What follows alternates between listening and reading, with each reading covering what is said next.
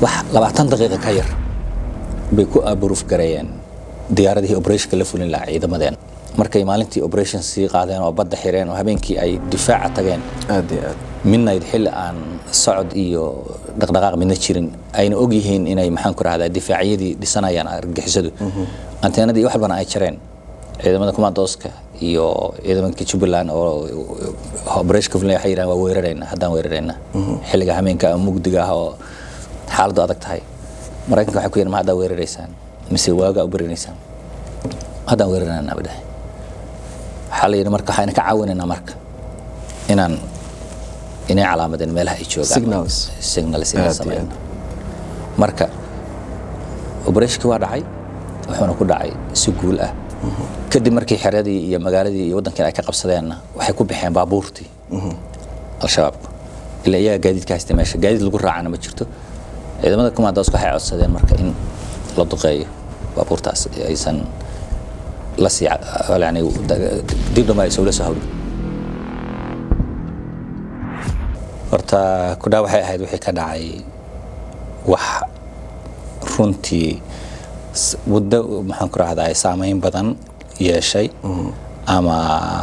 diiwaangelin weyn u baahan kooxda argagixisada ee al-shabaab ee maxaan ku raahdaa koonfurta Soomaaliya u badan waxay qorsheeyeen duulaan inay ku soo qaadaan fadhi ciidan oo ku yaalay kudha aad iyo aad markaasna ay dhoofsadaan dad ajaaniba oo u joogay maxaan ku raahdaa meeshooda iyo dad maleeshiyaad ah oo argagixis ah si ay u gaarsiiyaan buuraleyda gobolada maxaan ku raahdaa bari iyo sanaag iyo maxaan ku raahdaa berbera area aad iyo aad marka kadibna ay halkaas xutiyiinta connection ka sameeyaan sida wuxuu dhaceen waxa ka horeysa horta inaan fahanno meesha wax ka dhaceen maxay tahay aad iyo aad deegaanka qaabka uu samaysan yahay qaabka deegaanka uu samaysan aad iyo yahay aad deegaankan horta waxa weeyaan waa jasiirad lamood weeye waxay dhinac waxa ka haysta badda Indian Ocean badweynta Hindiya aad iyo aad bay dhinaca bariga ah oo dheer waliba ka degan tahay dhinacan Kismaayo iyo maxaan ku raahday dhinaca ciidamada dawladda ka imaan kareen waxa jirta iyadana lag ka baxda halkaas oo badda ka soo dilaacda oo toos buulaha jeex u gasha aad iyo aad dhinaca kale waxa jirta lag maxaan ku raahdaa iyana badda ka baxda oo Kenya gasha mandabay meel la yiraahdo ka dhacda yani hawdkaas ay ku nool yihiin bay gasha iyana marka laba dhexdaas saddexdaas biyood iyo dhinaca kale oo u furan oo ah maxaan ku raahdaa meesha la oyo haystaan oo badhaadhe ah horta meeshaas ku jirta meeshan 2019 mar bay soo weerareen aad iyo aad ciidamadu waa iska difaaceen Jubaland way ogeed xeradan in maxaan ku raahdaa isku day badan ay intanayn badan ay maxaan ku raahdaa argagixisadu ku hayso marka ciidankeeduna waa xoogan ciidanka jooga meeshaas laakiin qof kasto qorshe leh wuxuu qorshihiisa waxa weeyaan inuu qofka ka soo horjeeda qorshihiisa iyo nidaamkiisa iyo shaqadu hayaba burburiyo goobtana qabsado aad iyo aad marka argagixisadu way abaabul weyn bay ka gashay hawshaas aad u badan oo aad u ballaaran xeradiina waxaan ku raahdaa way la wareegeen markay xerada qabsadeen oo dagaal weyn ka dhacay iyagana waxyeello ka gaartay ciidankii meesha joogan ay waxyeello gaarsiiyeen dawladda Jubaland waxay samaysay wax la yiraahdo quick reaction yani jawaab degdeg ah inay ka bixiyaan aad iyo aad jawaabtaas waxa qayb ka ahaa ciidamada commandoska ee special forces-ka Soomaaliyeed waxa qayb ka ahaa ciidamada gaarka ah ee Jubaland waxa qayb ka ahaa Africom hawlahaas oo dhan aad iyo aad marka koow horta waxa la xaqiijiyay inaan laga dhoofin dad meeshaas aysan ka soo degin oo al-shabaab uga soo degin waxa laga xiray idminil waxa la soo gaaray badda baa laga xiray horta soo san gurmad ugu imaan si aysan dadna u dhoofin cidna aysan ugu imaan aad iyo aad taas markay xaqiijiyeen commandoska iyo ciidamada gaarka ah Jubaland waxa la diyaariyay marka sidii loo weerari lahaa mar labaad. waa ku mahadsan yihiin runtii dadka ama taliska Africom ee jawaabta isagana ka bixiyay daqiiqada yar gudahood. yani waxaan la hadlayay rag niman saraakiisha oo hawshaas abaabuleysay operationkaas aad iyo aad wax 20 daqiiqo ka yar bay ku abuuruf gareeyeen diyaaradihii operationka la fulin lahaa ciidamadeena aad iyo aad inay maxaan ku raahdaa hawlgalka qayb qaataan aad iyo aad hawlgalkii waa dhacay si guuloona ku dhacay taliskina waa laga qabsaday mar labaad maxaan ku raahdaa hand over lagu sameeyay kadibna hadee ciidamada ma haysan gaadiid ma haysan dhulka mara ciidamada Jubbaland iyo commandos ka midna waxay haysan gaadiidka badda laakiin lugtooda waxay noqotay marka si aan u fahno marka sheekada howlgalka ciidamada Jubbaland iyo ciidamadan kale ee Mareykanka ka amar qaata danam ama Mareykanka iyo dawladda federaalka labadaba ka amar qaata ma si wada jiray dagaalka u galeen ma siyaabo kala duwan ee dagaalka dhinacyo kala duwan ay ka soo galeen walaal horta emergency yaa timid emergency markay timaadana danab sharci bay leedahay sharciga danab waxa weeyaan danab waa ciidan operation u taagan operation wuxuu ka imaanayaa dawladda dhexe oo federaalka mar wuxuu ka imaanayaa taliska ciidanka xoogga dalka mar wuxuu ka imaanayaa state-ka Jubbaland oo kale oo madaxtooyada yani hadba qofkii xog muhiim ah lagu guuri kara haya marna wuxuu ka imaanayaa dhinaca Africom waayo Africom waxay haysataa diyaarado waxay haysataa qalab waxay haysataa qof xogtii isagoo yani aan dad aadin meeshii ba communication lagu ogaan kara xaaladda marka xaaladda meesha ka timaadaba danab waa team buuxin kara ama buuxiyo marka hawshii maadaama ay talis ciidanka Jubbaland leeyahay ku dhacday iyagana ay ciidanka qalabka sida ahaayeen ciidanka xoogga dalka Soomaaliyeed special forces ay u yihiin state-kaas iyagoo xoogga dalka bay yani responsibility-gooda waxay state-kaas u siiyay mas'uuliyad ahaan u saaran tahay si gaar ah markay dhacday xaaladaasi operation waxa diyaariyay Jubbaland waa state-ka kaliya oo leh yani 3,000-4,000 oo askari oo without preparation dhaqaaqi kara operation degdeg ah gali kara ciidamadu marka iyagu diyaariyeen ciidamadooda ay yiraan yani guuta walba la yiri inta dir danabna waxa lagu yiri dhaqaaq adigana waxa diyaar aad isla danabti marka waxay codsatay saaxiibadooda inay ka codsadaan air strike diyaarada dusha ka caawiya ama ka taageera oo Mareykanku leeyahay waxaana loogu jawaabay 20 minutes wax ka yar in lagu siiyo in dagaalkaas ay ka qayb qaataan marka taas waxay ku cadeynaysaa diyaarada hubeysan oo operation galayso oo dad soo badbaadinayso oo maxaan ku raahdaa argagixiso ka hortagaysa oo aan wasaaradda waxaan ku raahdaa dagaalka iyo madaxtooyada aysan ogeyn madaxweynaha qaranka ma dhici karto yani operationkaas wuxuu ku tusayaa qaabka xiriirka yani ciidanka Mareykanka iyo ciidamada Soomaaliya u leeyihiin close friends ka yihiin aad iyo aad buu meesha soo bandhigaya runtiina waxay ahayd faa'iido weyn waxay ii sheegeen saraakiisha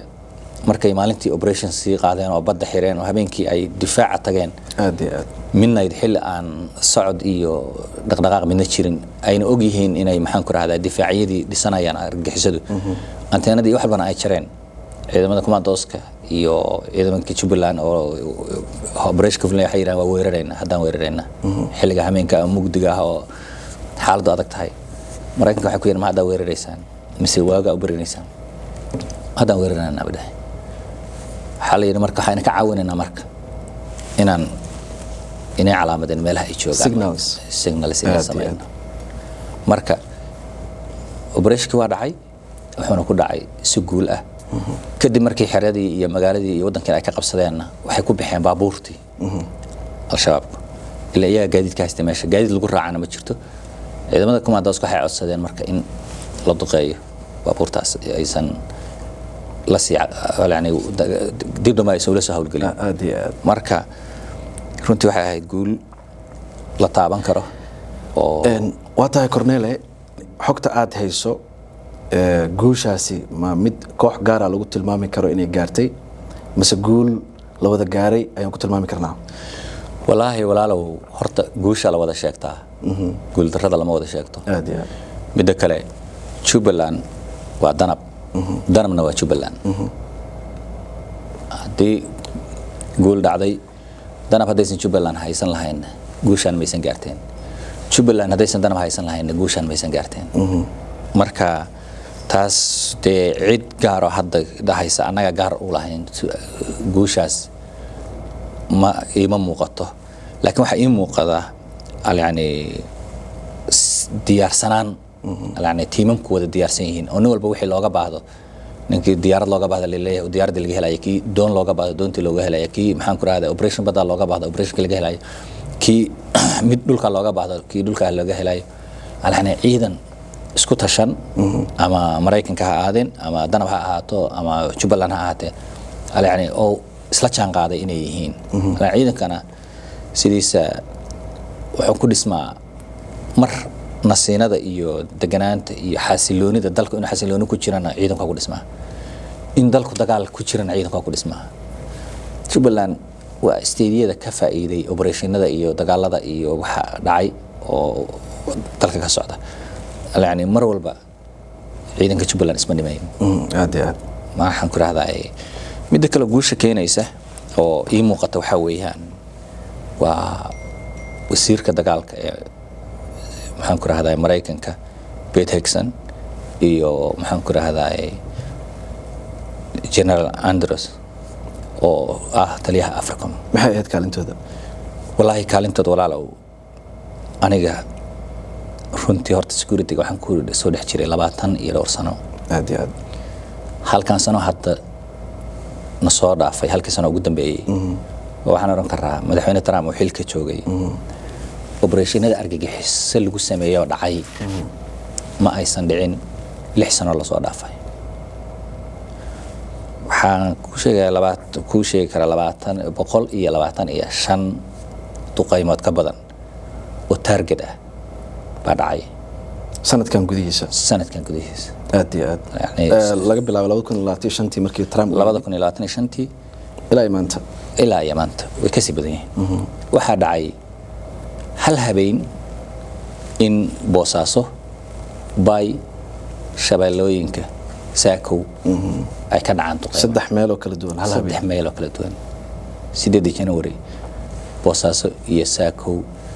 iyo meel la yiraahdo waxaan ku raahdaa bay region ka tirsan oo Muqdisho u jira 154 kilomitir aad iyo aad bahalamin duqaymo laga sameeyay oo waliba target ah oo midna lagu caawinayay ciidamada maxaan ku raayay Puntland oo dagaalka ku jira midna lagu caawinayay maxaan ku raayay ciidamada qaybta lixdamaad ee Baydhabo midna lagu caawinayay alaan ciidamada qalabka sidoo dhan aad iyo aad marka wata korale waa faahna sheekada guud ee dagaalkaas ku saabsan al-shabaab sidaan ognahay deegaanadaas waa ay ku xoogan yihiin oo deegaankan Kudaa jilib oo aan wada ognahay al-shabaab muddadii ay halkaas degan yihiin iyo awoodoodiiba inay areas taalo cabsi intee la laga qabi karaa in mar kale weerar lagu soo qaado deegaankan Kudaa oo maanta gacanta Jubbaland ku jirta ama gacanta dawladda aan ilaahno walaalow horta nimankan weeraray horta Jubbaland meesha la yiraahdo Kudaa weeraray waxa la yiraahdo Galasley bal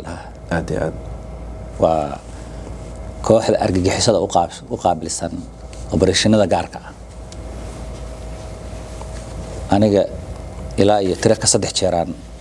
difaac isugu nimid oo ay ugu soo weerareen anigana aan weeraray nimankaas marka hadday jabaan ma soo kabtaan waxay qaadanaysaa wax ka badan 3 sano 2 sano 4 sano inay inta soo noolaadaan weerarka hadda maalinka dhaweyta sameeyaan oo kala sameeyaan waqti badan ay u baahan tahay marka loo eego waa aragnimada u leedahay waayo iyo teamkaas waxaan isku qabanay Beledogle way noogu yimaadeen aad iyo aad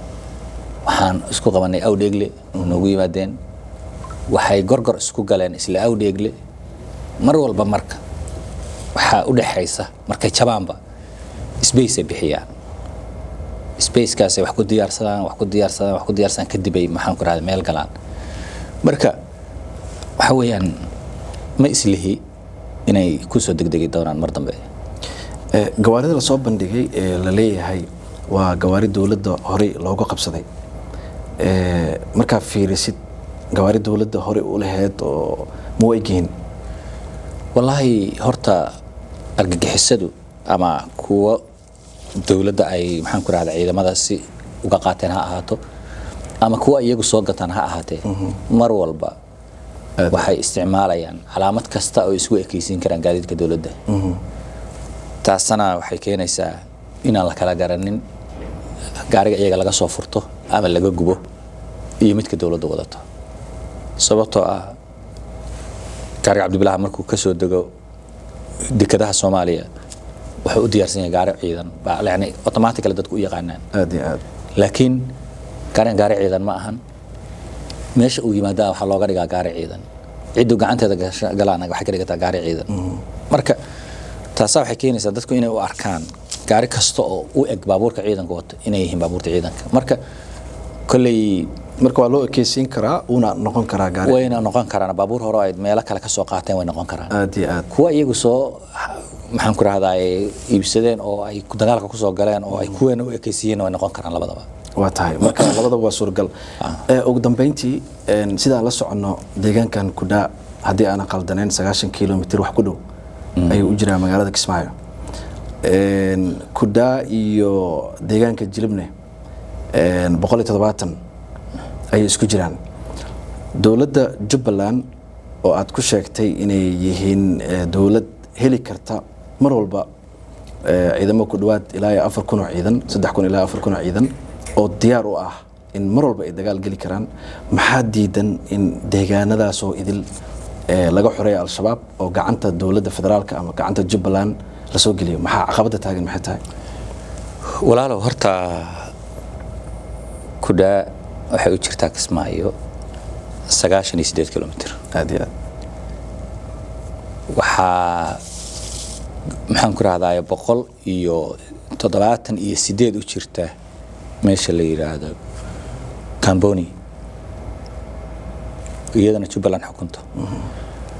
sidoo kale Jubbaland marka siyaasadda xageeda la taagan yahay waxa la yiraahdaa 30 kilomitir bay xukuntaa dawladdu Jubbaland waxay xukuntaa ilaa iyo maxaan ku rahdaa marka laga tago xuduudda Kenya ay la leedahay Soomaaliya oo dhan dhinacaan marka la soo aaday badweynta Hindiyana ilaa iyo maxaan ku rahdaa Kamboni iyo meesha la yiraahdo Jilib ay xukuntaa aragtida marka hadii la soo yaraynayo aragtida siyaasadda waa wax kale laakiin Jubbaland space fiican way xisaabay xukuntaa waxa soo haray issue-ga ma shabaabka laga dhameeyo meesha waa national issue state dagaalamaya oo argixisada iska difaacaya ciidankii dhisanaya yani siyaasadaha dalka ku jira oo barbalaynada ah oo caqabadaha wajahaya oo aan security-giisa waxba iska bedelin Jubbaland ay jirta aad iyo aad marka anaga ima muuqato inay Jubbaland waxa kartay gudaha magaalooyinka hadda ay degan yihiin way ka shaqeeyaan maxaan ku rahdaa meelaha hadda argixisada ay joogto kalena inay wax balan gareynayaan ama qorshayaashooda iyadoo aysan ogaanin argixisada in Jubbaland ay operation wado ba waxa ogaada Jubbaland waxay ogaataa in operation socdo sirdoonkooda ninkaas oo ku fiican yahay waxa soo haray Axmed Maxamed Islaan ninka meesha joogo oo madaxweynaha ka ah